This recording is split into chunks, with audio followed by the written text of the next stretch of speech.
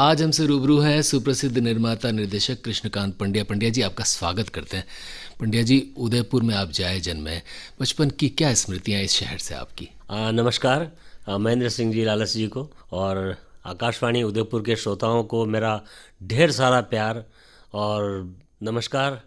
मैं इसी शहर में मेरा जन्म हुआ है और यहीं पर मेरी एजुकेशन हुई। इतना प्यारा, इतना खूबसूरत शहर है ये कि मैं यहाँ की गलियों में, भटैनी चोटा की गलियों में, कसारा की ओल है या महलों की घाटें हैं या फिर वो वारियों की घाटी है, इन सब गलियों में हम लोग खेला करते थे।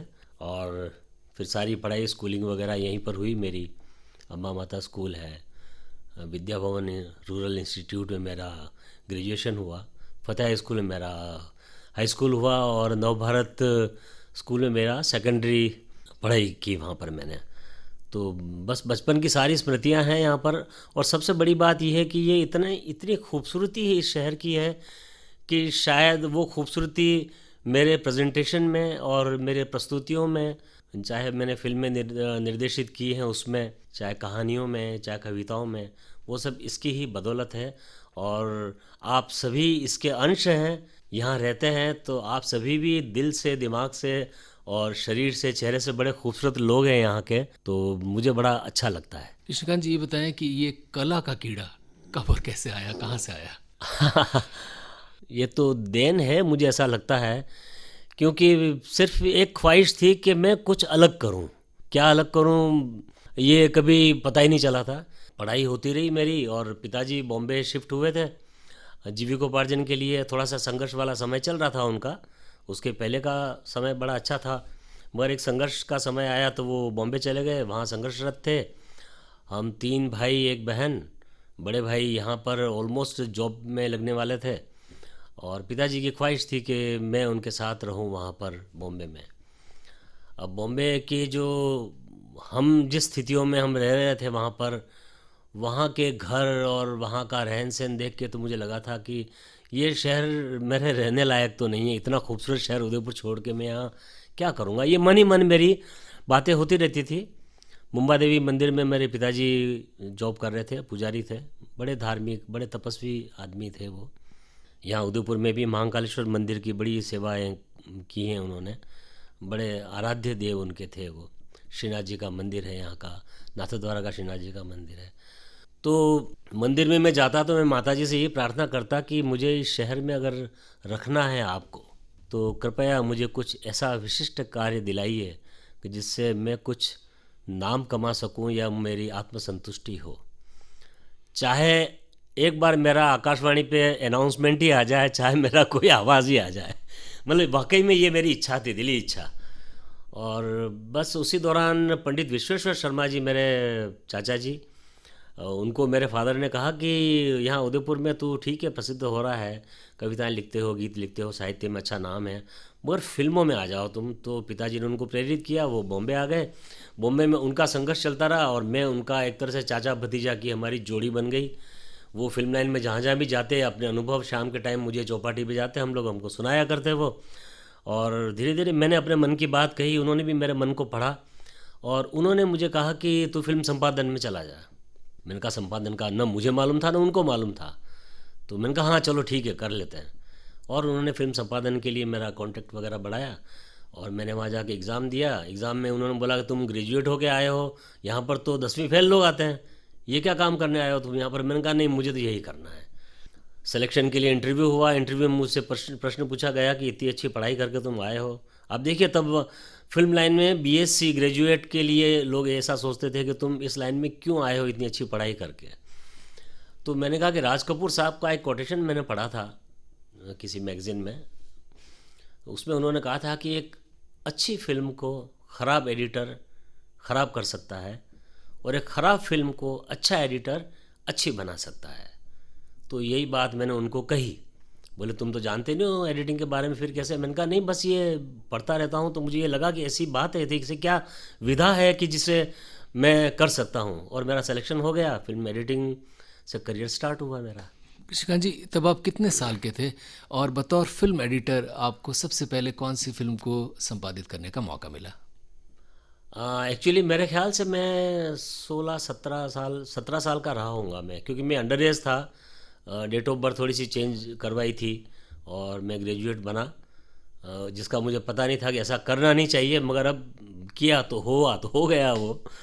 और पहली फिल्म थी जो एक गुजराती फिल्म, मिस्टर रामराव गाडगे जी एडिट कर रहे थे, अवॉर्डेड एडिटर थे वो। लाखेड़ी लाज नाम था उसका। वहाँ से मेरा करियर स्टार्ट हुआ। मैं अप्रेंटिस था एक तरह से उसमें, और फिर एज ए असिस्टेंट आँख का तारा, शाम तेरे कितने नाम, हिंदी फिल्म, सचिन सारिका थे उसमें। इस तरह से करीब कुछ हिंदी गुजराती मिला के करीब 12 फिल्में एक साल भर के अंदर मैंने सह संपादन का कार्य किया। और एक तरह से हम दो लोग थे असिस्टेंट, हम दोनों ही किया करते थे एस टी कुरानी जी के अंडर में। और फिर मुझे लगने लगा कि व्हाट नेक्स्ट। एक साल में मेरा मन भर गया कि एडिटिंग के बाद में क्या है, क्योंकि एडिटिंग में आदमी वही करता है जो मटेरियल उसके पास डायरेक्शन के बाद में आता है।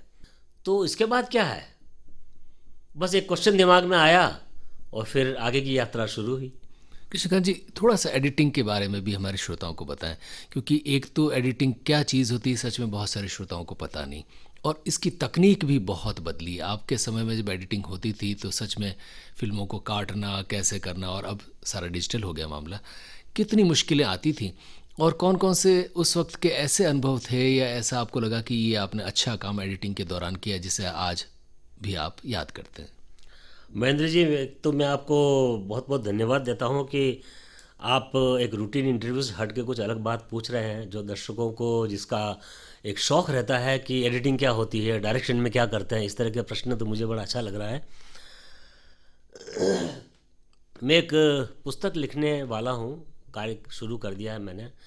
अपने आप में एडिटिंग का चैप्टर ऐसा है कि एक पूरी किताब में आपको लिख के दे सकता हूँ।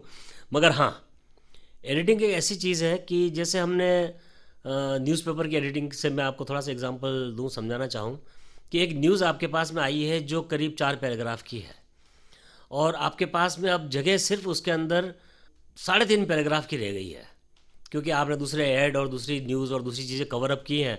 अब उस पेपर के ऊपर उतनी ही जगह है, तो उसमें से आप क्या करते हैं कि कुछ रिपीटेशन की बातें होती हैं, या कोई थॉट है जो 2 बार आ चुका है, उस थॉट को आप एक बार में ले आते हैं, और इस तरह से आप 3-4 लाइनें उसमें कम कर देते हैं, और वो उस जगह पर एप्रोप्रिएट फिट होती है, जो बड़ा खूबसूरत भी दिखता है। तो ये तो हुआ कि आपने उस चीज़ के बेस को हिलाए बिना कुछ चीज़ें उसमें से निकाल दी। फिल्म लाइन में भी ऐसा ही है, यहाँ थोड़ा और वृहद रूप से होता है। पहले फिल्म नेगेटिव पे शूट होती थी, वे तो श्रोताओं को पता ही होगा। वो फिल्म करीब समझिए कि 1 लाख फीट या 2 लाख फीट या 3 लाख फीट, राज कपूर साहब जैसे बड़े डायरेक्टर हैं वो 3 लाख फीट भी शूट करते थे। मतलब शूटिंग में उतना एक्सपोज हो जाता था, वो उतनी नेगेटिव लग जाती थी। उसमें से फिल्म की लंबाई होती है अपनी 12,000 से लगा के 18,000 तक मैक्सिमम। जैसे संगम है, संगम दो के अंदर 2 इंटरवल थे, तो समझो वो 17 या 18,000 फीट की होगी वो। बहुत तो बड़ी फिल्म 3 थी। लाख फीट में से आपको सिर्फ 18,000 फीट निकालना है। अब उसमें कुछ चीज़ें तो ऐसी होती है कि शूटिंग के दौरान ही डायरेक्टर को पता होता है कि इसका ये टेक, ये पार्ट जो लिया है ये ओके नहीं, इसको हटा दो, तो वो रिपोर्ट के अंदर लिखवा देते हैं कि भाई इसकी ज़रूरत ही नहीं प्रिंट कराने की। नेगेटिव से प्रिंट होती थी, और इस प्रिंट के ऊपर से फिर एडिटिंग होती थी। नेगेटिव के अंदर आपको पता ही, जैसे कि हम अपना फ़ोटो स्टूडियो में खिंचवाते हैं, तो नेगेटिव की जो शक्ल होती है और फिर पॉजिटिव होती है, तो अपना चेहरा एकदम क्लियर हो जाता है। तो पॉजिटिव फिल्म के अंदर भी ऐसा होता है जो रनिंग में होती है। फिर उसमें से जो ओके टेक्स कहते हैं उसको, टेक यानी कि एक आर्टिस्ट का एक डायलॉग या कैमरा एक जगह पर जहाँ रखा हुआ है वो एक शॉट हुआ, और उस एक शॉट को लेने के टाइम पर 1 बार हुआ, 2 बार हुआ, 3 बार हुआ, कभी कभी 30-30 बार भी होता था कि आर्टिस्ट की कोई गलती हो गई, कभी लाइट फ्लिकल हो गई, कभी कैमरा वर्क ख़राब हो गया, कभी कोई पास हो गया जो नहीं आना चाहिए था। यानी अब इसमें से तो आपको इस तरह बेहतरीन से, शॉट आपको छांटना है। हाँ, उसमें से वो टेक जो होता है, वो टेक हम अपने असिस्टेंट को लिखवा देते हैं कि भाई टेक नंबर 5, 8 और ये 10, ये 3 ओके रखना। तो ये 3 ही इसकी प्रिंट होगी। एडिटर के पास ये 3 जाएंगे, डायरेक्टर उसके पास बैठेगा, और वो 3 में से उस वक्त क्या बेस्ट लग रहा है वो फिर एक टेक निकाला जाएगा। अब एक टेक के अंदर स्टार्टिंग में उसमें क्लैप होती है, वो अनाउंसमेंट होता है पूरा, शॉट 3/2 टेक 1, क्लैप टाक करके मार के आदमी चला जाता है असिस्टेंट, और फिर डायलॉग शुरू करता है एक्शन के बाद में आर्टिस्ट। वो डायलॉग स्टार्ट करता है तो उसके पहले क्यू भी होता है, जो पहले वाले शॉट का एक लाइन होती है कि मैं जा रहा हूँ, उसने क्यू लिया उस मूड में आने के लिए, मैं जा रहा हूँ, और अब ये शॉट लगता है कि तुम मेरे साथ चलोगे या नहीं चलोगे। अब ये एडिटिंग के अंदर शॉट यहाँ से लगता है कि तुम मेरे साथ चलोगे या नहीं चलोगे, और एंड होता है जहाँ पर वो लिखा हुआ होता है स्क्रिप्ट के अंदर, वहाँ वो शॉट एंड होता है। तो अल्टीमेटली अगर समझिए शॉट की लेंथ आपकी 4 फीट की है, तो उसमें से आपके 2.5 फीट या 3 फीट का आपका शॉट हो जाता है। तो ये 3 फीट जो है आपके ओके हैं। इस तरीके से पूरी फिल्म के टुकड़े जोड़े जाते हैं। फिर पता चला कि फिल्म की लंबाई आपकी 12,000 से ज़्यादा हो गई, जो आपको 12,000 ही करनी है, या 18,000 से 20,000 हो गई, और फिर काटिए। उसकी ट्रिमिंग शुरू होती है। इस तरह से संपादन का काम होता है, और वो फिर इतना इंटरेस्टिंग बनना चाहिए कि कहीं पर भी ऑडियंस बोर भी ना हो, कोई चीज़ रिपीट ना हो। कहीं पर आर्टिस्ट ने पॉज ज़्यादा ले लिया है तो दूसरे आर्टिस्ट का छोटा एक शॉट डाल के उस पॉज को कम किया जाए, और इस तरीके से उसे इंटरेस्टिंग बनाया जाता है और कहानी को जोड़ा जाता है। ऋषिकांत जी, बहुत सारे जो मशहूर या सुप्रसिद्ध या बहुत अच्छे जिनका नाम है निर्देशक हुए हैं, उन निर्देशकों ने फिल्म के लगभग सारे सेगमेंट्स में काम सीखा है, किया है। बहुत बड़े डायरेक्टर भी पहले असिस्टेंट बनते हैं, उसके बाद छोटे मोटे काम करते हैं। जी। ये एडिटिंग जो आपने की या सीखी, इसने आपको एक अच्छा निर्देशक बनाने में कितनी मदद की? बहुत बहुत सही प्रश्न है ये। दूसरा प्रश्न आपने बहुत अच्छा पूछा है वाकई में। एक्चुअली एडिटिंग के अंदर आपको कई कमियां महसूस होती हैं शूटिंग के दौरान की, कि इसमें थोड़ा ऐसा हो जाता तो अच्छा लगता, आर्टिस्ट इसके अंदर बरोबर उसके एक्सप्रेशन नहीं दिख रहे हैं, कैमरा एंगल थोड़ा सा चेंज होता तो अच्छा रहता, या लाइट थोड़ी अच्छी होती। और अब जैसे उसका क्लोजअप लिया जा रहा है और आंखों में एक्सप्रेशन आ रहे हैं और आंखों के एक्सप्रेशन दिख नहीं रहे हैं बरोबर, तो थोड़ा सा कैमरामैन को लाइटिंग के अंदर कुछ चेंज करना चाहिए था। बैकग्राउंड में एक चीज़ आधी दिख रही है आधी नहीं दिख रही है, जैसे अगर चिड़िया है, अगर पीछे पेंटिंग में चिड़िया का खाली पंख दिख रहा है और चिड़िया का चेहरा नहीं दिख रहा है, चिड़िया की आंख नहीं दिख रही है, तो उसको कहते हैं फ्रेमिंग। तो आर्टिस्ट के पीछे अगर वो फ्रेमिंग भी सही नहीं है तो ऐसा लगता था कि थोड़ा सा ये कुछ और अच्छा हो सकता था, क्योंकि फिल्म जो होती है वो आपको पूरे एक माहौल में लेके चली जाती है, और जितना वो आपको उस माहौल में डुबाएगी दर्शक उतना ही इंटरेस्ट से उस कहानी के अंदर उतरेगा और उतनी ही आपकी फिल्म सफल होगी। तो ये काफ़ी ऐसी कमियां हैं जो पता चलती थी। कभी कभी बैकग्राउंड म्यूज़िक अच्छा नहीं होता है, तब लगता है कि बैकग्राउंड म्यूज़िक थोड़ा लाउड हो गया, या यहाँ पर कुछ उसका रिएक्शन के ऊपर बैकग्राउंड म्यूज़िक होना चाहिए था। तो इन कमियों को सीखते सीखते लगता है कि नहीं, अब इसका कमांड जो है मुझे लेना चाहिए, और वो क्वेश्चन मार्क का मुझे वहाँ से जवाब मिला था। बताया कि ये निर्देशन के क्षेत्र में एक्सीडेंटली आए या सोच कर आए, और आए तो फिर कहाँ से आपका सफ़र शुरू हुआ? ये ऐसा हुआ कि जब मुझे लगा कि एडिटिंग से मैं थोड़ा सा सेचुरेट हो गया था कि व्हाट नेक्स्ट, और उसी दौरान मिस्टर इस्माइल श्रॉफ जो है, एक उनकी फ़िल्म की एडिटिंग चल रही थी। फिल्म का नाम था अगर, अमोल पालेकर और जरीना वहाब उसमें थे। तो उसकी संपादन जो कर रहे थे आर राजेंद्रन, उन्होंने कहा कि मुझे ब्रेक मिला है एडिटिंग का, और तुम जो है मेरे को थोड़ा असिस्ट कर लो, थोड़ा टाइम निकाल के आ जाओ। मैं गया, मैंने कुछ एक शेड्यूल का पूरा एडिटिंग का काम किया उनके साथ में, और उसी दौरान इस्माइल श्रॉफ साहब ने मुझे नोटिस किया, मेरा रहन सहन, मेरा ड्रेसिंग सेंस, और दूसरा मेरी क्वालिफ़िकेशन, और तीसरा मैं लिटरेचर की बुक हमेशा अपने साथ रखता था जिसे मैं पढ़ता रहता था। विज्ञान का विद्यार्थी होकर भी मुझे मेरे एक दोस्त ने मुझे प्रेरित किया साहित्य की तरफ, और मुझे बड़ा अच्छा लगने लगा। तो उन्होंने मुझे ऑफ़र किया इस्माइल श्रॉफ साहब ने कि तुम डायरेक्शन में आना चाहते हो क्या। और मुझे तो ऐसा लगा कि जो मेरे मन में प्रश्न घूमड़ रहा है उसका जवाब मुझे मिल गया। मैंने तुरंत उनको हाँ कहा। मगर एक बार मैंने पूछा कि कौन सी फिल्म आप कर रहे हैं, तो उन्होंने बताया कि देखो अभी नेक्स्ट हमारी 2 फिल्में शुरू होंगी, पहले थोड़ी सी बेवफाई शुरू होगी। तो मैंने पूछा कि उसमें कौन कौन आर्टिस्ट होंगे। थोड़ा सा मुझे लगा तो सही कि मैं एक डायरेक्टर है उनका इंटरव्यू पूछ रहा हूँ, मैं अपनी चॉइस बता रहा हूँ या जानना चाह रहा हूँ। उन्होंने बोला राजेश खन्ना, शबाना आज़मी, और कड़ाक करके एक क्लिक मेरे माइंड में हुआ कि ये तो यूनिक कॉम्बिनेशन है। तब तक ये कॉम्बिनेशन आया नहीं था और शायद उसके बाद आया भी नहीं है। और म्यूज़िक में उन्होंने बोला कि ख़याम साहब का म्यूज़िक है और गुलजार साहब के लिरिक्स है। वाह। और मुझे ये कॉम्बिनेशन इतना प्यारा लगा कि मैंने कहा कि नहीं, यस, मैं आपके साथ में डायरेक्शन में आता हूँ। उधर मैं संपादन में जिनके साथ सहायक था, वहाँ अधूरा काम चल रहा था, मगर मैंने कहा नहीं, अब मुझे डायरेक्शन में स्विच ऑन होना है। वो थोड़े से नाराज़ भी हुए थे, थोड़े अपसेट भी हुए थे। जिनके अंडर में मैंने एडिटिंग का काम शुरू किया था, मिस्टर रामराव गाडगे जी, वो चाह रहे थे कि मैं अगली फिल्मों में उनके साथ में सहायक बनूं, क्योंकि उन्होंने पता नहीं एफिशिएंसी मेरी देख ली थी थोड़ा सा दोनों नाराज़ हुए, मैंने उनसे बाद में जाके क्षमा भी मांगी, मगर मैंने इस तरीके से डायरेक्शन में स्विच ऑन कर लिया। थोड़ी सी बेवफाई मेरी पहली एज ए सह निर्देशक फिल्म थी। ये बताएं कि ये अनुभव कैसा रहा और ख़ास तौर पर इस्माइल जी के साथ काम करने का मौका मिला, ये दोनों चीज़ें कैसी रही?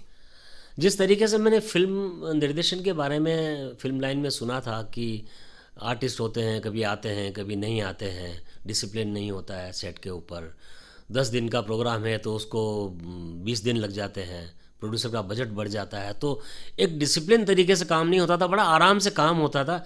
इस्माइल श्रॉफ साहब बहुत ही डिसिप्लिन्ड पर्सन थे, बहुत ही परफेक्ट डायरेक्टर थे। उनकी स्क्रिप्ट बाउंड होती थी, पहले के टाइम पर स्क्रिप्ट पूरी लिखी नहीं जाती थी, 10 सीन लिख लिए, 10 सीन की शूटिंग हो गई, फिर आगे जाके 10 सीन आएंगे, उनमें से पहले वाले 10 सीन में से 2 सीन उसको मैच नहीं कर रहे हैं, वो 2 सीन की शूटिंग वेस्ट हो गई। तो बहुत ही एक तरह से बजट इतना ज़्यादा चला जाता था कि प्रोड्यूसर भी बेचारे कुछ बोल नहीं पाते थे, बड़े बड़े कलाकार हैं। तो इस्माइल श्रॉफ साहब की स्क्रिप्ट कंप्लीट होती थी, डायलॉग का हर शब्द लिखा जाता था, उस शब्द को फील करके लिखा जाता था, तो सेट के ऊपर कोई भी चेंजेस उसके अंदर नहीं होते थे। वो चीज़ मुझे इतनी अच्छी लगी कि काम आपका इतना क्रिस्टल क्लियर है कि अब आपको सिर्फ परफॉर्मेंस करवानी है आर्टिस्ट से और फिल्म को शूट करना है, तो वेस्टेज बच जाता था, कन्फ्यूजन नहीं रहता था सेट पे, आर्टिस्ट बिल्कुल डिसिप्लिन रहते थे और काम समय पे हो जाता था। वो चीज़ मुझे बहुत अच्छी लगी और उसी को मैंने उनसे सीखा। थोड़ा सा ये बताएं कि राजेश खन्ना और शबाना जी की ये फिल्म थोड़ी सी बेवफाई, और दोनों बहुत अच्छे अभिनेता थे जी। इनका ये कॉम्बिनेशन और ख़ास तौर पर इनके अभिनय और इनके प्रस्तुतिकरण में क्या क्या चीज़ें आपको बतौर सहायक निदेशक अलग और अनूठी लगी? एक तो ये कॉम्बिनेशन बड़ा यूनिक था क्योंकि शबाना आज़मी जी सो कॉल्ड आर्ट फिल्मों से आई हुई थी और Rajesh Khanna ji total commercial film के हीरो थे, और इस्माइल साहब जो फिल्म बना रहे थे वो कमर्शियल कम रियलिस्टिक थी, थोड़ी सी बेवफाई। तो उसमें एक इतना अच्छा कॉम्बिनेशन इन दोनों की वजह से बन गया कि कला भी आ गई इसके अंदर। और no doubt Rajesh Khanna ji actor, बहुत अच्छे एक्टर थे, वो कमर्शियल भी थे, आर्टिस्टिक फिल्म भी की थी, जैसे आविष्कार फिल्म थी श्याम बेनेगल जी की, sorry I think Basu Bhattacharya ji की थी फिल्म थी। उस फिल्म के अंदर जिस तरह का अभिनय उनका था, तो ये दोनों चीज़ें, तीनों चीज़ें मिला के एक इतना बढ़िया कॉम्बिनेशन बन गया था उस फिल्म के अंदर। बड़े अच्छे अच्छे गाने थे उसमें, आंखों में हमने आपके सपने सजाए हैं, बस आप ही दिल में समाए हैं। कृष्णकांत जी, आपको रोकूंगा, क्यों नहीं गीत सुने? हाँ ज़रूर, इस गाने को सुना जा सकता है।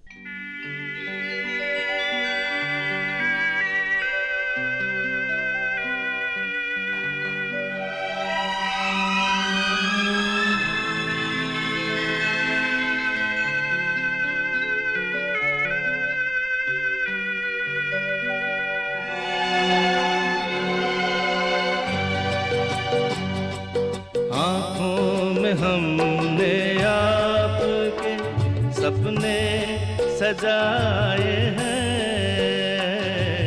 आँखों में हमने आपके सपने सजाए हैं, पलकें उठा के आपने जादू जगाए हैं।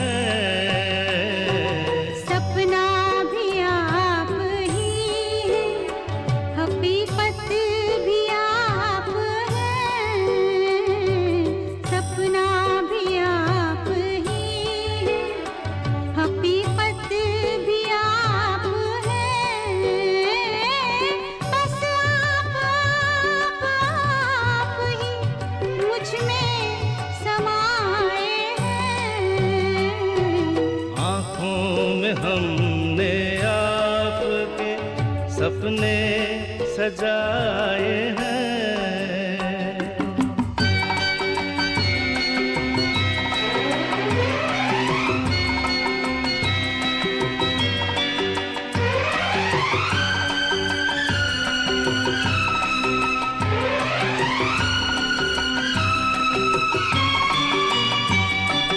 आँखों का रंग ढूंढा है हीरे तराश कर, दिल में सजाएंगे ये रंग यूं ही उम्र भर, मुश्किल से जिंदगी जिंदगी के रंग हाथ आए हैं, आंखों में हमने आपके सपने सजाए हैं।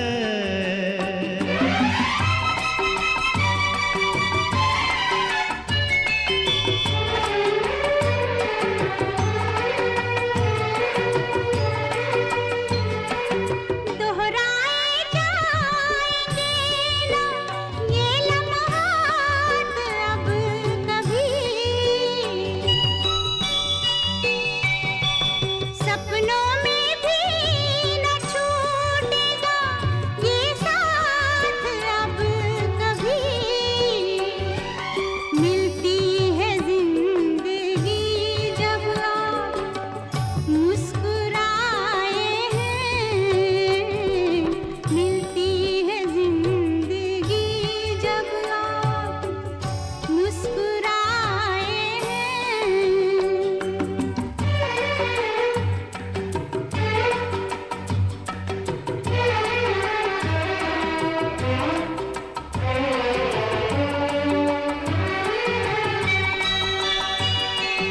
ये दिल कुछ ऐसे आपके सजदे में झुक गया,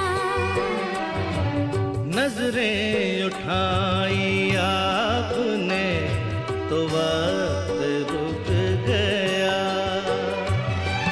ठहरे हुए पलों में, ठहरे हुए पलों में ज़माने बिताए हैं। आँखों में हमने आपके सपने सजाए हैं। बस आप ही मुझ में समाए हैं। आँखों में हमने आपके सपने सजाए हैं। आज हमसे रूबरू हैं सुप्रसिद्ध निर्माता और निर्देशक कृष्णकांत पंड्या। कृष्णकांत जी, थोड़ी सी बेवफाई से आपने बतौर सहायक निर्देशक सफ़र शुरू किया। पहली फिल्म बतौर निर्देशक आपकी कौन सी थी और उसके बारे में आपके क्या अनुभव रहे? हाँ, सह निर्देशक और सहायक निर्देशक का दौर काफ़ी लंबा चला था और फिर एक मोमेंट पर वही प्रश्न दिमाग में आया कि अब तो सिर्फ डायरेक्टर बनना है। और ये बस अंदर घुमड़ ही रही थी ये बात, और मैंने एक स्क्रिप्ट लिखना शुरू किया। वो क्योंकि जब ये मुझे पता चला कि स्क्रिप्ट आपके पास हो तो आप निर्माताओं के पास जाते हो और फिर आपका निर्देशन का काम शुरू होता है। स्क्रिप्ट मैंने लिखी, मैं काफ़ी जगह पर गया, लोगों को स्क्रिप्ट सुनाई, मगर कोई बात बनी नहीं। उसी दौरान हमारे साथ ही निर्माण क्षेत्र में 2 असिस्टेंट लोग थे। उन दोनों ने सोचा कि वो निर्माता बने और उन्होंने मुझे चुना निर्देशक के लिए। और मेरे उस घुटन का, उस प्रश्न का जवाब मिल गया। और पहली फिल्म थी मेरी पनाह, जिसके अंदर नसरुद्दीन शाह साहब एक्टर थे, क्योंकि उनके साथ मैं सह निर्देशक के रूप में मैंने 2 फिल्में और कर चुका था पहले, और वो चाहते थे, खुद चाहते थे कि मैं निर्देशक बनूं। उन्होंने भी मेरे अंदर कुछ ऐसी चीज़ देखी होगी और उन्होंने तुरंत हाँ कर दिया और पनाह का कार्य शुरू हुआ और मैं वहाँ से निर्देशक बन गया। नसीरुद्दीन शाह के बारे में लोग कहते हैं कि वो इस देश के या फिल्म इंडस्ट्री के सर्वश्रेष्ठ अभिनेताओं में से एक हैं। इस बात से आप कितने सहमत हैं या असहमत हैं? बिल्कुल, बहुत ही सही बात है। इतने मजे हुए कलाकार हैं वो, और पूरा डूब के उस चरित्र के अंदर उतर के काम करते हैं। इसका एक एग्जांपल मुझे मिला कि मैं एक सीन कर रहा था, मेरी दूसरी फिल्म थी बेदर्दी, उसका उस टाइम पर एक इंसिडेंट हुआ। उसमें भी नसीरुद्दीन शाह थे और अजय देवगन, एक कॉम्बिनेशन फर्स्ट टाइम बेदर्दी में आया था। तो ऐसे तो जब हंसी मजाक का सीन होता है तो थोड़े से जोवियल मूड में रहा करते थे, यानी कि सीन के हिसाब से वो अपना मूड सेट के ऊपर बना के आते थे।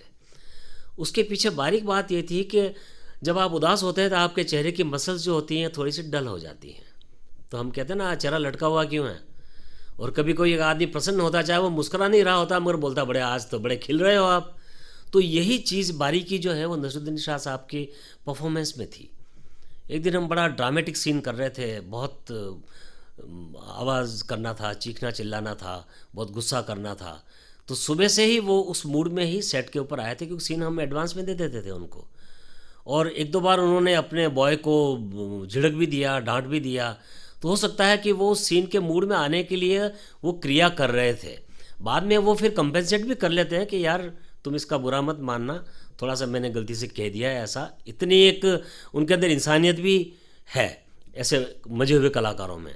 तो उनके साथ काम करके बड़ा मज़ा आया कि बहुत ही जो मैं चाह रहा हूँ उस बात को वो कभी कभी बिना मेरे शब्दों के भी प्रस्तुत कर दिया करते थे। पनाह और बेदर्दी, इन फिल्मों के रिसेप्शन को लेकर क्या लोगों ने कहा, कैसी फिल्म है, और आपके निर्देशन को लेकर क्या क्या टिप्पणियाँ आपको सुनने को मिली, और कोई ख़ास बात जिसने आपकी तारीफ़ की हो जो आपको याद हो कि कृष्णकांत जी वाह आपने क्या किया? लास्ट क्वेश्चन का जवाब मैं पहले दूंगा, क्योंकि वो बड़ा कमाल का मुझे रिएक्शन मिला था। पत्र पत्रिकाओं में तो बड़ी तारीफ़ें हुई थी, जो लोग मिले थे उन्होंने भी बहुत तारीफ़ की थी। मगर एक अनुभव ऐसा हुआ कि मेरी फिल्म रिलीज़ हुई थी, तो उस दौरान मैं मैटेनी शो में गया था और वहाँ पर गेट कीपर था। ये शायद 1993 की बात है। हाँ आई थिंक, हाँ 93 की बात है। तो गेट कीपर को पता चला कि इस फिल्म के निर्देशक आए हुए हैं, तो खड़े हो गए और उन्होंने बोला कि अरे सर आप आए हुए हैं। मैंने कहा अच्छा तुम बताओ कैसी लगी फिल्म। अरे मैं क्या बताऊं आपको, मैं गेट कीपर हूं, मैं गेट पे बैठ के फिल्में देखा ही नहीं करता था।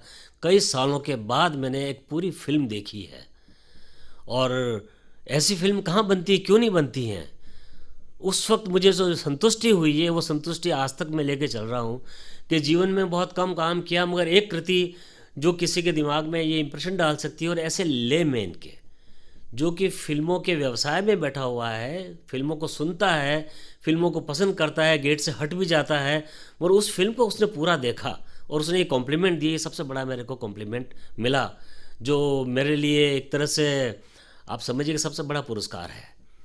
उसके बाद में पत्र पत्रिकाओं में बड़ी तारीफ़ हुई पनाह की, बहुत ही। और ऐसा लगा कि एक नया डायरेक्टर फिल्म इंडस्ट्री में आया है। और ये मैं जहाँ जहाँ भी जाता था मुझे लोगों के रिएक्शंस में, लोगों की बातचीत के अंदाज में ये महसूस होता था, और बड़ी आंतरिक खुशी मुझे होती थी। बेदर्दी के साथ में ये हुआ कि वो थोड़ी सी ज़्यादा ही कमर्शियल बना दी थी मैंने, ज़्यादा ही एक्शन फिल्म बन गई थी वो, थोड़ा सा एक्शन का ओवरलोड था उसमें। और कहीं पर वो बारीक पकड़ जो मेरी थी सब्जेक्ट की, वो शायद उसमें मेरे हाथ से फिसल गई। जिसका कमर्शियली तो नो डाउट वो उसने अच्छे पैसे कमा लिए, निर्माताओं को पैसा मिल गया। फिल्म गुजरात के अंदर तो 98% का कलेक्शन उस फिल्म का था कि वो फिल्म 2 साल के बाद में उसका टाइटल बदल के, तब वो टाइटल बदल के फिल्में रिलीज़ किया करते थे लोग। थोड़ी सी जो फिल्में कम चलती थी तो नाम बदल देते थे, तो उसका नाम रख दिया उन्होंने अजय देवगन क्रिएट्स तबाही इन बेदर्दी, छोटा सा लिख दिया। और वो फिल्म उसका जो कलेक्शन आया तो रिकॉर्ड तोड़ दिया उन्होंने। तब मुझे लगा कि नहीं, ये किस्मत के साथ मेरे साथ खिलवाड़ हुआ था। और उस फिल्म, क्योंकि वो कमर्शियल फिल्म थी टोटली, और गाने अच्छे थे उसमें, म्यूज़िक लक्ष्मीकांत प्यारेलाल जी का था, अजय देवगन, उर्मिला मातोंडकर, नसरुद्दीन शाह का बहुत अच्छा अभिनय था, रीना रॉय जी थी उसके अंदर। उसे मासेस ने बहुत पसंद किया, और एक मेरी नई डायमेंशन फिल्म इंडस्ट्री वालों को पता चले कि ये एक total out and out commercial action film भी बना सकता है। वो एक जो मुझे सर्टिफिकेट मिला उससे मैं बड़ा प्रसन्न हूँ। कृष्णकांत जी, पनाह और बेदर्दी, हालांकि मुश्किल सवाल है, इन दोनों फिल्मों में से आपको कोई एक गाना चुनने के लिए कहा जाए, कौन सा गाना चुनेंगे और हमारे श्रोताओं को सुनवाएंगे? देखिए, सबसे पहले तो मैं पहली फिल्म पनाह की एक प्रार्थना है, तेरी पनाह में हमें रखना, सीखे हम नेक राह पर चलना। मुझे इस गाने के लिए बड़ी जद्दोजहद करनी पड़ी थी, क्योंकि वो दौर प्रार्थनाओं का था नहीं।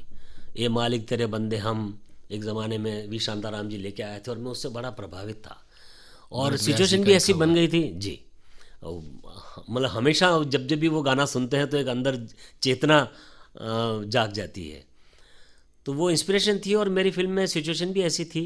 तो मैंने कहा कि नहीं, यहाँ पर हम प्रार्थना रखेंगे। नदीम श्रवण जी का म्यूज़िक था। थोड़ा सा वो लोग अपसेट थे कि नदीम श्रवण उस टाइम पर बड़े रोमांटिक गाने उनके हिट हो चुके थे। तो मैंने कहा नहीं, प्रार्थना तो रखेंगे अपन।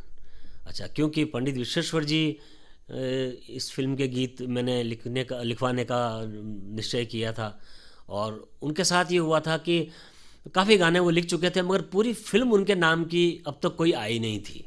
चल सन्यासी मंदिर में से जो उनका करियर स्टार्ट हुआ था, तो किसी फिल्म में 2 गाने मिल गए, किसी में 1 मिल गया, किसी में 3 मिल गए, मगर कहीं ना कहीं उनका टाइटल शेयर होता था। तो मेरी ज़िद थी कि इतने बड़े साहित्यकार हैं, और फिर साहित्यकार हैं और मेरे चाचा हैं, तो मेरे को लगा कि नहीं, और गीत लिख सकते हैं, हर तक किस्म के गीत लिखे थे। तो मैंने कहा कि नहीं, मैंने ज़िद पकड़ ली कि नहीं, सारे गाने विश्वेश्वर जी लिखेंगे। फिर एक दिन वापस नदीम जी ने कहा कि एक गाना हम किसी और से करवा लेते हैं, क्या फ़र्क पड़ता है।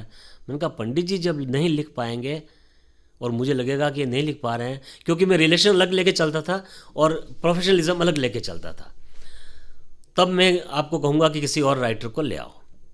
सारे गाने आखिर इत्तेफाकन पंडित विश्वेश्वर जी के ही थे, और ये प्रार्थना इतनी बढ़िया उन्होंने लिखी थी, जो आज राजस्थान में और एमपी साइड में स्कूलों के अंदर आज भी इसे प्रार्थना के रूप में बच्चों को गवाया जाता है। और मेरे पास में उसके क्लिपिंग्स जो है मुझे भेजा करते हैं, जो मेरे कांटेक्ट में है।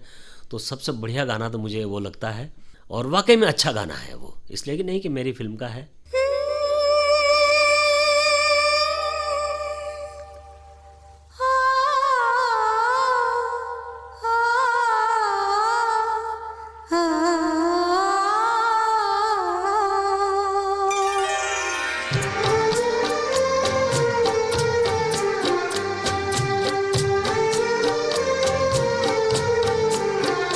तेरी पनाह में हमें रखना,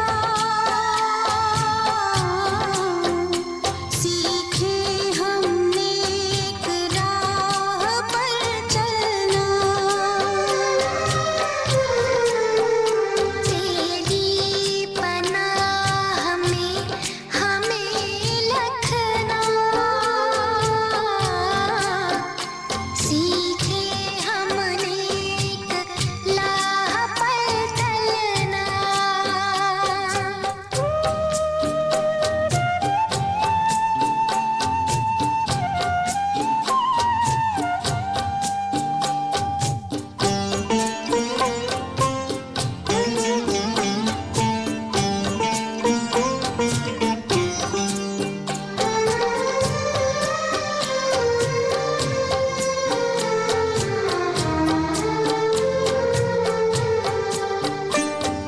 कपट कर्म चोरी बेईमानी और हिंसा से हमको बचाना।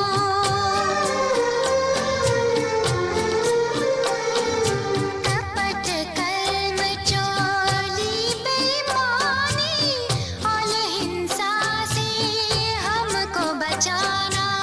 नाली का बन जाओ ना पानी, नाली का बन जाओ ना पानी, निर्मल गंगा जल ही बनाना।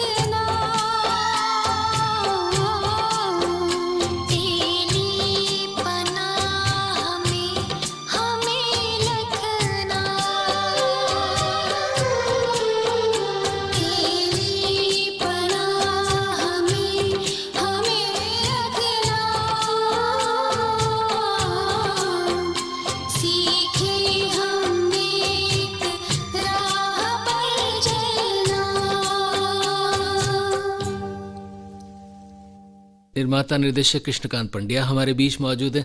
कृष्णकांत जी, पनाह और बेदर्दी इनको बने हुए काफ़ी समय हो गया, लगभग 30 वर्ष आप मान के चलिए। उसके बाद फिर निर्देशन का सफ़र आपका कैसा रहा और क्या क्या दिक्कतें, क्या क्या रुकावटें, क्या क्या मुश्किलें आईं?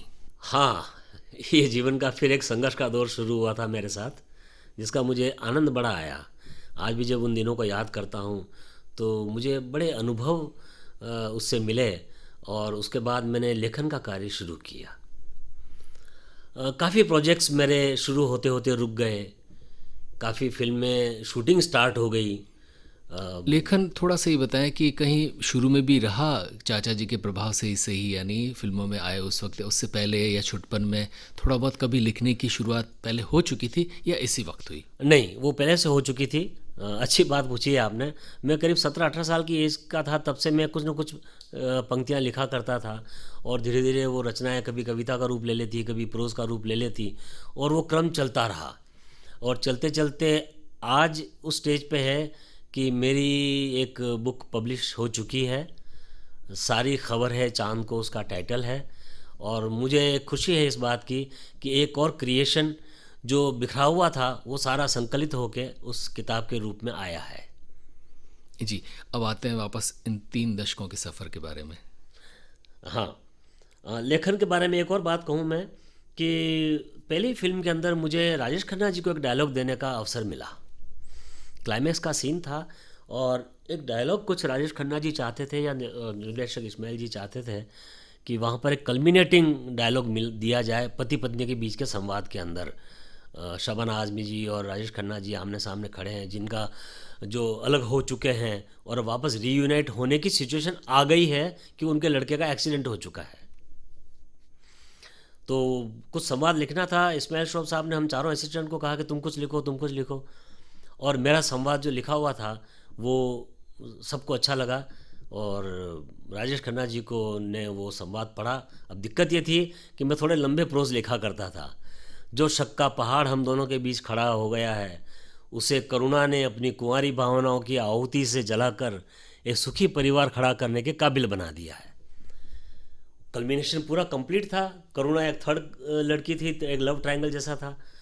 और राजेश खन्ना जी के साथ वो ये हुआ कि इतना लंबा डायलॉग और इतनी शुद्ध हिंदी में थोड़ा सा दिक्कत हो रही थी।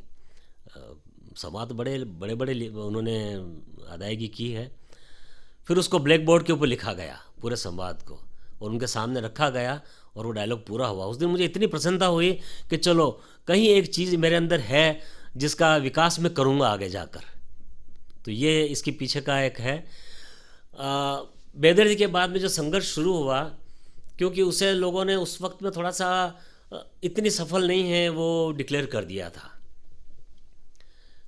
स्क्रिप्ट लेके जाता, मैं आर्टिस्ट को सुनाता, आर्टिस्ट तैयार हो जाते थे, निर्माता तैयार नहीं होते, निर्माता तैयार होते तो डिस्ट्रीब्यूटर तैयार नहीं होते, और इस तरीके से एक 3-4 साल का पीरियड ऐसा निकल गया कि कोई चीज़ मटेरियलाइज नहीं हो रही थी। उसी दौरान पहलाज नीलानी साहब के वहाँ मेरी मुलाकात हुई, बड़े अच्छे निर्माता, और उन्होंने जो है मुझे निर्देशन का मौका दिया।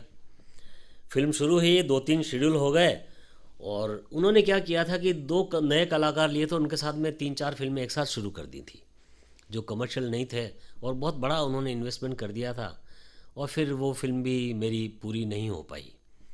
उसी दौरान टेलीविज़न, कमर्शियल टेलीविज़न आ चुका था, और फिर मैं रामानंद सागर जी के वहाँ पर, उनके लड़के मोती सागर जी के पास गया स्क्रिप्ट लेके फिल्म की। बोले फिल्म तो चलो बाद में तेरे साथ करेंगे, मगर अभी ऐसा करो कि सीरियल करो मेरे साथ में।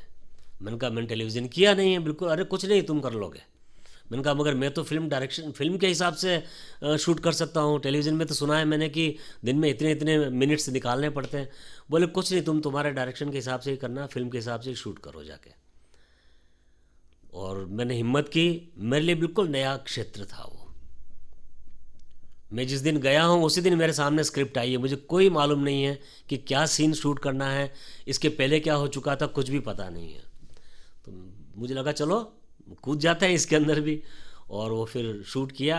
उन्होंने बहुत तारीफ़ की उसकी, और फिर पृथ्वीराज चौहान सीरियल के अंदर उन्होंने मुझे कहा कि अब तुम एक यूनिट तुम संभालो, एक यूनिट दूसरे डायरेक्टर थे वो संभाल रहे थे। तो पृथ्वीराज चौहान काफ़ी टाइम तक मैंने किया।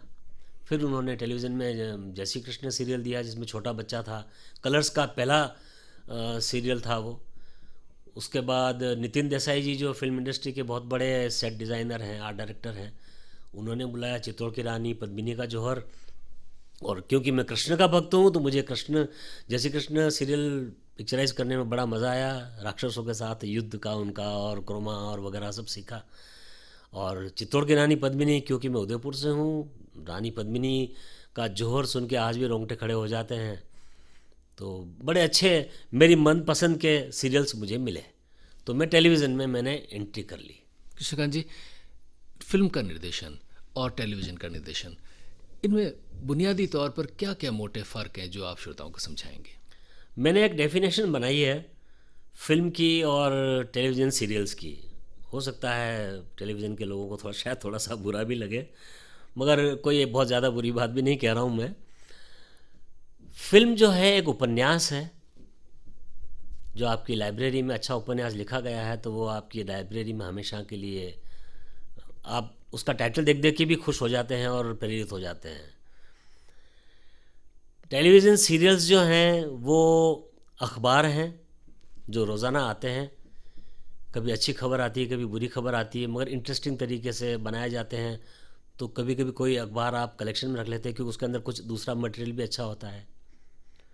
और आजकल जो सीरियल बन रहे हैं उनको मैं अखबार में रखे हुए पैम्पलेट्स की तरह से कहता हूँ मैं, कि एडवर्टीजमेंट के जो पैम्पलेट आते हैं वो आपने पढ़ा, काम का है तो आपने रख लिया, नहीं काम का है तो आप उसी वक्त अखबार के साथ ही उसको रद्दी में रख देते हैं। ये एक मोटी मोटी डेफिनेशन जो मैंने महसूस की, ये है इसका जिसके बारे में। उसके बाद आप टेलीविज़न सीरियल्स में बहुत काम किया आपने, उसका भी निर्देशन किया। दोबारा इच्छा हुई कि जो आपका मूल काम है, मूल शौक़ है, यानी फ़िल्मों की तरफ दोबारा जाऊं और कुछ फ़िल्में और बनाऊं? बिल्कुल, फिल्म का तो है ही मन में, और बाद में मैंने एक फ़िल्म बनाई भी। मगर मैं टेलीविज़न के बारे में एक बात और कहना चाहता हूँ, आप इजाज़त दें तो। बिल्कुल। क्योंकि एक प्रश्न मेरे दिमाग में आया कि मैं उसका जवाब दूं आपको, कि अब जो टेलीविज़न आ रहा है उसका स्टैंडर्ड काफ़ी अच्छा हो रहा है। वेब सीरीज़ जो आ रही हैं थोड़ी सी बोल्ड हो रही हैं वो, मगर अब वेब सीरीज़ में इन्वेस्टमेंट काफ़ी अच्छा हो रहा है और वो फिल्मों के लेवल की बनती जा रही हैं। उस बात से मुझे प्रसन्नता है कि ये एक वापस अच्छा सिनेमा छोटे पर्दे पर आया है। कुछ सीरियल्स बहुत अच्छे बनते हैं जो बिल्कुल आपके दिल में उतर जाते हैं। जैसे कि अभी लेटेस्ट में कहूँ तो अनुपमा सीरियल, इतना बढ़िया उसका लेखन है, इतना बढ़िया उसका निर्देशन और अभिनय है कि वो कहीं आपको अंदर तक झकझोर देता है वो। तो अच्छा काम हो रहा है टेलीविज़न के अंदर। तो अब ऐसा काम मुझे टेलीविज़न का मिलेगा तो भी मैं करूँगा, और क्योंकि इसके अंदर टेलीविज़न जो है वो टोटली कमर्शियल चीज़ है। आपको टाइम दिया गया है, उस टाइम में उतना प्रोडक्ट आपको निकाल के देना है, वरना आपका एपिसोड फ्लाई हो जाएगा इन द सेंस वो टेलीकास्ट नहीं हो पाएगा तो सबका नुकसान हो जाएगा। तो वो एक टारगेट रखा जाता है। तो वो मैंने सीख लिया जो 3 सीरियल किए कि 1 मिनट में, 1 दिन के अंदर आपको इतना मिनट का फुटेज एडिटेड निकालना है, तो वो मैं निकाल लेता हूँ मैं। और उस टाइम पर जब मैं हिस्टोरिकल सीरियल कर रहा था तब भी मुझे ये अप्रिशिएशन मोती सागर जी ने दिया था कि तुम्हारा फुटेज बहुत अच्छा है, मतलब 1 मिनट में मैं, 1 दिन में मैं इतना मिनट निकाल लेता हूँ। फिर बीच में मुझे एक जो है मौका मिला, एक बड़ी अच्छी कहानी मैंने पढ़ी थी। लिटरेचर पढ़ने का शौक़ था, मैं किताबें पढ़ता रहता था, खरीदता भी हूँ मैं। और एक निर्माता मेरे पास में आया कि इसके ऊपर फिल्म बनानी है और बजट बिल्कुल नहीं है।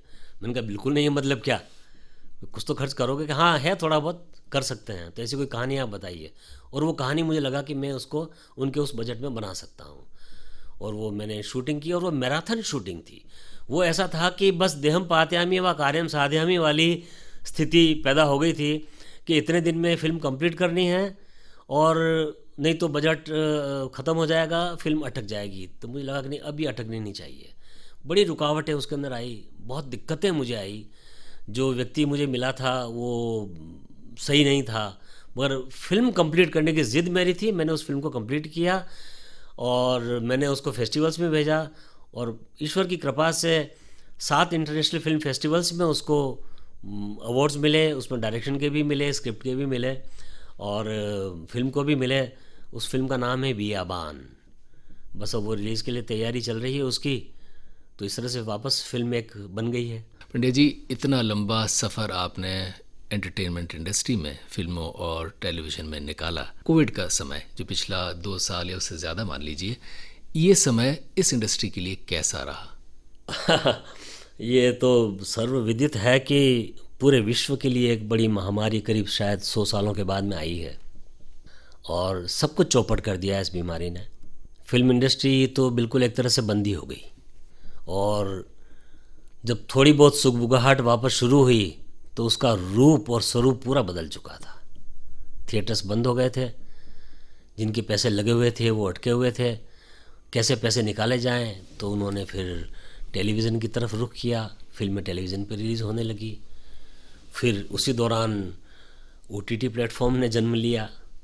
वो बड़ा सुंदर बालक पैदा हुआ, बड़ा बुद्धिमान बालक है वो, जिसके ऊपर फिल्म्स रिलीज़ होती हैं और एक नई डायमेंशन एंटरटेनमेंट के माध्यम में आई कि इसके ऊपर 10-10, 12-12 एपिसोड की बड़ी अच्छी कहानियाँ शुरू हुई। अब तक संभल नहीं पाया है। बीच में वापस एक दौर आया था कुछ महीनों पहले कि थिएटर में फिल्म रिलीज़ हो रही थी 50% कैपेसिटी के साथ में, मगर वो अभी लड़खड़ा के ही चल रहा है। मगर इतना मुझे विश्वास है कि सिनेमा हॉल खुलेंगे और लोग थिएटर में वापस जाएंगे, क्योंकि उसके पीछे लॉजिक ये है कि सिनेमा लार्जर देन लाइफ चीज़ दिखाता है, एक सपना दिखाता है ऑडियंस को मनोरंजन के माध्यम से, और टेलीविज़न स्मॉलर देन लाइफ दिखता है, जो आप ड्राइंग रूम में चलते फिरते छोटे स्वरूप में देख लेते हैं, जहाँ पर बड़े बड़े कलाकारों की इमेजेस आपसे कई गुना ऊंची देखते हो थिएटर के अंदर, वहीं पर वो इमेजेस आपसे भी छोटी हो गई हैं टेलीविज़न पे। तो उस सपने को साकार करने के लिए, उसमें उसका मनोरंजन करने के लिए लोग थिएटर में जाएंगे तो ज़रूर। और अब जब थिएटर शुरू होगा तो ऐसा धुआंधार चलेगा कि हिंदुस्तान की फिल्मों का, बॉलीवुड की फिल्मों का बिजनेस पूरे वर्ल्ड में नंबर 1 पे हो जाएगा। ये मेरी विश है और इसकी मुझे सच्चाई भी दिख रही है।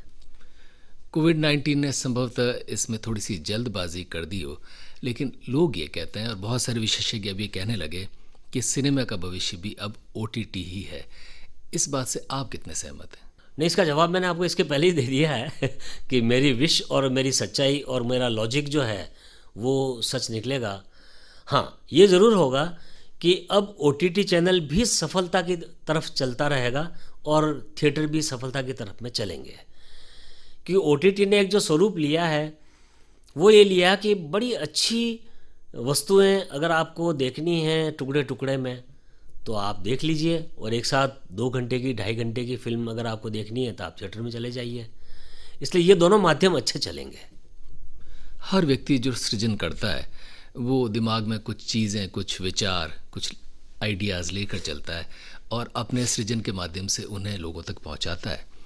आपके मूलतः क्या क्या दर्शन थे, क्या क्या सोच थी जिसके बारे में आप सोचते हैं कि ये आपके सृजन के माध्यम से लोगों तक पहुँचे या पहुँचेंगे?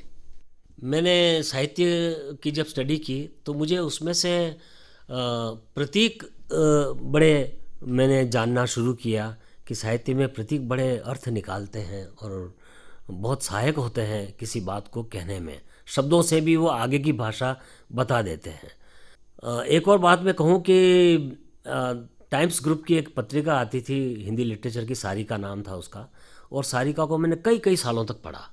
कहानियाँ आती थी, बहुत कहानियाँ आती थी और पूरा वर्ल्ड लिटरेचर मैंने उसके थ्रू पढ़ा, क्योंकि इंग्लिश इतनी अच्छी नहीं थी तो सारे ट्रांसलेशन की हुई कहानियाँ उसमें आती थी। तो बड़ा मज़ा आया मुझे। राइट फ्रॉम कमलेश्वर जी जब उसके संपादक थे, वहाँ से लगा के अवध नारायण मुदगल जी हुए, फिर और भी जो हुए, वो कलेक्शन मैंने अपने पास संभाल के भी रखा हुआ था। तो उससे इतनी मदद मुझे मिली कि मेरी पहली ही फिल्म के अंदर मैंने उन प्रतीकों को यूज़ किया। जैसे कि जिस खंडहर में बच्चे को किडनैप करके क्रिमिनल्स लेके चले आते हैं और वहाँ पर एक छोटा सा मंदिर का स्थान भी है, तो वहाँ पर मैंने एक बाज़ बनवाया। बाज़ प्रतीक था इन चारों क्रिमिनल्स का, और एक छोटा सा चिड़िया का बच्चा जिसे उसने अपने पंजों में पकड़ रखा है वो प्रतीक था हमारे कहानी के मुख्य कैरेक्टर का, छोटा बच्चा 2.5 साल का। फिर मैंने चांद सूरज बनाया उसके अंदर। पल्लवी जोशी के एक दुपट्टे में मैंने कमल का फूल बनाया, क्योंकि वो तेरी पनाह में हमें रखना, उस गाने के अंदर एक पंक्ति ऐसी थी कि नाली का बन जाऊं ना पानी, निर्मल गंगा जल ही बनाना, खारिज गुनाह से हमें रखना, सीखे हम नेक राह पर चलना। तो कैमरा पल्लवी जोशी के दुपट्टे के उस कमल के फूल से होके ईश्वर की तरफ जाता है, मंदिर की तरफ।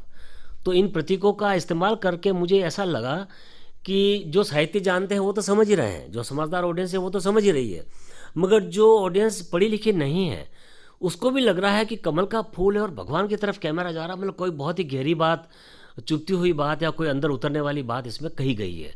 तो इसके इस्तेमाल से मुझे बड़ा आनंद आने लगा और मैं मेरी सारी फिल्मों में, सारे अपने क्रिएशन में जहाँ जहाँ मैं कर सकता हूँ वहाँ मैं प्रतीकों का इस्तेमाल करता हूँ। जैसे इसका एक उदाहरण दूँ मैं आपको कि अध्यापक और गुरु में जो फ़र्क होता है, अध्यापक को हम गुरु कहते हैं, कह देते हैं, पर अध्यापक वो होता है कि जो अध्ययन उसने किया है उसको रिपीट कर रहा है, बस वो रिप्रोड्यूस करने वाली मशीन बन जाता है, वो उसने उस चीज़ को जीवन में उतारा नहीं है।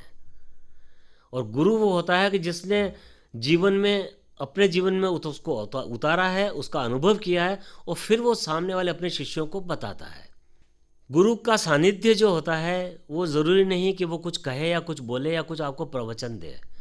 आप उसके साथ अगर बैठे भी हो तो उसकी तरंगें जो निकलती हैं वो आपको चमत्कृत कर देती हैं, आपको बहुत कुछ अनजाने में देख कर चली जाती हैं। इन चीज़ों को मैं महसूस कर रहा हूँ और करता आया हूँ मैं। तो इसका अनुभव लेके जब मैं कोई चीज़ पिक्चराइज़ करता हूँ, कोई चीज़ क्रिएट करता हूँ, चाहे मैं कविता लिखूँ, चाहे मैं कहानी लिखता हूँ, चाहे मैं कोई पिक्चराइज़ करता हूँ, शॉर्ट फिल्म बनाता हूँ या फिल्म बनाता हूँ, तो उसके अंदर उनका इस्तेमाल मुझे काफ़ी मददगार होता है और बड़ा आनंद आता है।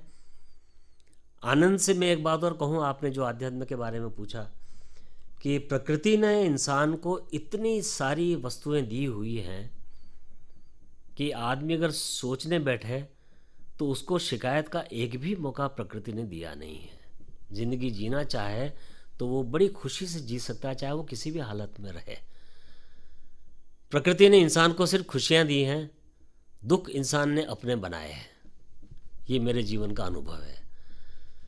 एक आर्टिकल पढ़ रहा था, उसमें बताया था कि आम के 700 किस्म होती हैं, एक फल देना काफ़ी है। इतने सारे फल दिए हुए हैं कि एक फल की एक किस्म प्रकृति दे देती तो इंसान खुश हो जाता। मगर आप सोचिए कि जब 700 किस्म के आम दिए हैं आपको, तो आप किस बात की शिकायत कर रहे हैं प्रकृति से? आप ये देखिए कि आपके पास क्या है। पैर के नाखून से लगा के सर के बाल तक या सर तक के सारे अंग प्रत्यंग आपके काम कर रहे हैं, तो आप तो सबसे अमीर आदमी हैं। दौलत तो बात की चीज़ है, वो तो अपने पुरुषार्थ से कमाई जा सकती है। तो ये जीवन का फ़लसफ़ा है जिसे लेके मैं बड़ा आनंदित रहता हूँ।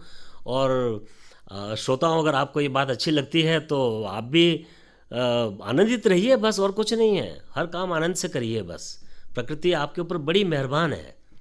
कृष्णकांत जी, उदयपुर जैसी जगह से आना और उसके बाद मुंबई, सितारों की दुनिया, मुंबई जैसे शहर में जाना और अपनी किस्मत बनाना, कमाना जो भी है, बताएं कि छोटे शहर से आना क्या कुछ दिक्कतें पैदा करता है और या मदद करता है? जी, ये बात बहुत सही है। जिसका फिल्म इंडस्ट्री में कोई भी नहीं हो उसको आना, उसका सबसे बड़ा एग्जाम्पल है, जो सफलतम व्यक्ति है वो है शाहरुख खान। फिर नवाजुद्दीन सिद्दीकी का नाम मैं लेता हूँ। ऐसे कई कलाकार हैं। यहाँ तक कि अमिताभ भी देखिए, वो भी बहुत हम्बल बैकग्राउंड से आ रहे हैं। नहीं, वो हम्बल बैकग्राउंड से आए, मगर फिर भी उनका एक लिंक था। हरिवंश राय बच्चन जी बहुत बड़े साहित्यकार थे, एक हिंदुस्तान के बहुत ही नामचीन व्यक्ति थे और बहुत उनका सम्मान था। और उनका देखा जाए तो राजनीतिक परिवारों से भी अच्छा संबंध था। कभी कभी क्या होता है कि एक नाम आपको एक पूरी सीढ़ी बन जाता है। मैं अगर किसी का नाम लेके जाऊं तो वो आदमी कम से कम तवज्जो से मेरे टैलेंट को देखेगा तो सही, मगर टैलेंट को देखने का ही अवसर नहीं मिले, वहाँ पर आके नए लोगों की बात अटकती है। तो मेरे लिए भी ऐसा ही था। टोटली फिल्म लाइन में कोई कनेक्शन नहीं, क्या चाहता हूँ वो भी मुझे पता नहीं है। पिताजी बिल्कुल पुजारी थे, पंडित थे, तपस्वी व्यक्ति थे, और बॉम्बे, बस ये दो चीज़ें मेरे साथ थी। और मेरा मन नहीं था बॉम्बे में रहने का, मेरा मन उदयपुर की तरफ था। पर मन में सिर्फ एक इच्छा थी कि मुझे कुछ करना है। ये वो बीज जो होता है जो हम अपने दिमाग में या तो बचपन से या जिस भी उम्र में एक बीज जब डाल देते हैं और वो बीज सच्चा होता है और आपकी लगन उसकी तरफ होती है, लगन की खाद और उसका पानी उसको जब मिलता है तो वो बीज जरूर फलीभूत होता है और वो फल मुझे मिले। संघर्ष एक दूसरा पहलू है। इंसान का शरीर भगवान ने ऐसा दिया हुआ है, प्रकृति ने ऐसा दिया है कि वो फुटपाथ के ऊपर तेज़ बारिश में भी जिंदा रहता है पूरी उम्र। बूढ़े लोगों को भी मैंने फुटपाथ पे देखे हैं और महलों के अंदर बच्चों को मरते हुए भी देखा है। तो संघर्ष करना इंसान को प्रकृति ने दिया है, वो संघर्ष करे। तो वो रहा मेरे साथ में और उसके बाद मुझे जो भी मिला है वो प्राप्त करने का जो मुझे अनुभव हुआ है और जो मुझे प्रसन्नता है वो बड़ी अनूठी है। राजस्थान और उदयपुर की कौन कौन सी चीज़ें ऐसी हैं जो आपने अपने सृजन के माध्यम से दिखाई, या आपको लगता है कि ये अनूठी चीज़ें हैं जो पहचानी जाती हैं या पहचानी जानी चाहिए? राजस्थान के बारे में एक बहुत गलत धारणा फिल्म इंडस्ट्री में थी जो अब धीरे धीरे ख़त्म हो रही है कि राजस्थान यानी कि सूखा, राजस्थान यानी कि रेगिस्तान, जो कि बहुत गलत धारणा थी। उन्होंने कभी वेस्टर्न राजस्थान को देखा ही नहीं था कि उदयपुर में कितनी झीलें हैं, इतनी अच्छी व्यवस्था यहाँ के राजघरानों ने कर रखी है कि कभी पानी समाप्ति नहीं हो। तो एक तो वो धारणा बड़ी गलत थी, मगर उस धारणा का इस्तेमाल इसलिए हुआ कि जहाँ रंग नहीं होते वहाँ कई रंग होते हैं। तो जहाँ पर रेगिस्तान का सारा माहौल दिखाया गया तो वहाँ पर ड्रेसअप जानवर भी होते हैं, ऊँट हैं, गाय हैं, तो उनको भी बड़े कलरफुल तरीके से सजाया जाता है। उनके ऊपर भी मेहंदी के थप्पे लगाए जाते हैं उनके बदन के ऊपर। ऊँटों का भी गोरबंद होता है। ऊँटों का भी गोरबंद होता है। गायों की और बैलों की जब पूजा होती है तो उनको सजाया जाता है। उनके सींग के ऊपर भी जो है सोने के मुकुट पहनाए जाते हैं। तो ये एक बहुत अलग चीज़ प्रस्तुत करती है और दृश्य बड़े अच्छे आकर्षक लगते हैं। यहाँ तक कि रेत के पहाड़ और रेत के डूंगर भी जो हैं इतना अच्छा दृश्य क्रिएट करते हैं, चाहे वहाँ पर रहने वालों को बड़ा कठिनाई होती है, बड़ा कष्ट होता है, मगर देखने में वो दृश्य तो बड़ा लुभावना लगता है। तो राजस्थान की अपनी एक कला के लिए बहुत बड़ी देन है। और उदयपुर तो जैसा कि मैंने पहले कहा कि इतना खूबसूरत शहर है कि यहाँ तो कहीं पर भी कैमरा लगा लीजिए, बस आपका कैमरा अनूठा ही दृश्य प्रस्तुत करेगा। चाहे आप भटैनी झोटा में चले जाइए, चाहे आप पिछोला चले जाइए, चाहे मलौं की तलाई चले जाइए, या आप सब्जी मंडी चले जाइए, तो वो एक अलग ही किस्म के जो है दृश्य देते हैं। तो मेरी ख्वाहिश है कि उदयपुर के अंदर काफ़ी टाइम से एक तमन्ना है कि उदयपुर में कुछ क्रिएशन किया जाए। वो मौका बस अब बड़ी पूर्णता पे आ रहा है, ऐसा लग रहा है, और वो करूँगा मैं। कृष्णकांत जी, वो उदयपुर जो आपके बचपन का उदयपुर था, जहाँ आपका बचपन बीता, और ये उदयपुर जब आप आते हैं, क्या इन दोनों में कोई अंतर आपको नज़र आता है? कुछ ऐसी चीज़ें हैं जो बदली हैं, कुछ ऐसी चीज़ें जो शायद नहीं बदली? बदलाव तो प्रकृति का नियम है। हर क्षण हर चीज़ को बदल रहा है, हर क्षण धरती को भी बदल रहा है, और बदलाव के विपरीत किसी को जाना भी नहीं चाहिए। बहुत से लोग सोचते हैं अरे वो क्या ज़माना था, वो क्या ज़माना था। ये इन सब बातों से हम दुखी होते हैं। हमें प्रोग्रेसिव होना चाहिए। आज इतनी सारी प्रोग्रेस उदयपुर में हो गई है कि ये शहर देख के मुझे और ज़्यादा जीवंत लगने लगा है। पहले जो सुस्ती इस शहर की थी वो सुस्ती पूरी छट गई है अभी। हाँ, ट्रैफिक बढ़ा है, क्योंकि ट्रैफिक बढ़ा है तो हम शिकायत क्यों करें? संतानें तो हमने ही पैदा की हैं, हम भीड़ तो हम ही इकट्ठी कर रहे हैं। हम उस बारे में तो सोचते नहीं कि हमसे क्या गलतियाँ हो रही हैं। तो जो भी है उसका आनंद लेना है। और अभी का उदयपुर का स्वरूप मुझे इतनी प्रसन्नता है कि उदयपुर में लोग अमीर हो रहे हैं, लोग उद्यमी हो रहे हैं। यहाँ का टूरिज़्म आज पूरे अपने यौवन के ऊपर है कि विश्व में आज इस शहर का नाम है, यहाँ की एक एक कला का नाम है। और उसका मैं छोटा सा एग्जांपल दूँ कि एक अच्छे कलाकार दीपक दीक्षित हैं, मेरी फिल्मों में भी मैंने उनको अभिनय का मतलब अवसर दिया मुझे, और मैंने उनको बुलाया। धरोहर करके एक प्रोग्राम होता है, उसकी प्रोग्रेस को देखते देखते मैं दंग रह गया कि आज पूरे विश्व में उसका नाम है, उस प्रोग्राम का, उस कार्यक्रम का। और उसको दीपक और दीपक के परिवार ने बड़ा संवारा है और बड़ी मेहनत की है उन्होंने। तो ऐसे कई प्रोग्राम कार्यक्रम यहाँ चलते हैं। शिल्पग्राम का मेला विश्वास मेहता जी जब से आए तो उन्होंने उस कार्यक्रम को शुरू किया। आज वो मेला जो है वो विश्व में प्रसिद्ध हो गया। तो ऐसी कई एक्टिविटीज़ हैं कि जिन्होंने इस शहर की कला को, इसके संस्कृति को और इसके व्यवसाय को निखारा है। तो मुझे बड़ी प्रसन्नता है आज का उदयपुर देखकर। कृष्णकांत जी, जाते जाते उदयपुर के तमाम लोगों से क्या कहेंगे? प्रसन्न रहिए, मस्त रहिए, स्वस्थ रहिए और साहित्य, कला, संस्कृति को आप उससे आनंद उठाते रहिए, क्योंकि यहाँ के सब लोगों के अंदर साहित्य, कला, संस्कृति के प्रति बहुत प्यार है। चाहे वो व्यक्ति पढ़ा लिखा हो, चाहे वो पढ़ा लिखा नहीं भी है, मगर वो बैठ के भी अगर आलाप सुनता है या आलाप निकालता है तो वो उसकी कला है। और उद्यमी बनिए, ये शहर आपको बहुत कुछ दे रहा है और बहुत कुछ देने के लिए तैयार है। मेरी तमाम शुभकामनाएं आप सबके साथ में हैं और इसी तरह आपका प्यार मुझे खींचता रहेगा और मैं आपकी तरफ आकर्षित होता रहूँगा। इन्हीं शुभकामनाओं के साथ में और इन्हीं आशीर्वादों के साथ में मैं अपने श्रोताओं से और पूरे आकाशवाणी के उदयपुर के स्टाफ से, जहाँ मेरी एक ख्वाहिश थी कि आकाशवाणी को मैं आते जाते गांधी ग्राउंड में पीटी करने आता था स्कूल के टाइम पर, तब देखा करता था। तो मुझे लगता था कि यार इसके अंदर कभी जाने का मौका मिलेगा नहीं मिलेगा, और 2-3 बार मुझे ये अवसर मिला। आपसे बात करके महेंद्र सिंह जी बड़ा अच्छा लगा और आपका स्टाफ भी बड़ा प्यारा है। बहुत अच्छा अनुभव रहा मेरा। बहुत बहुत धन्यवाद आप सभी को। कृष्णकांत पंड्या, आपका हृदय से आभार।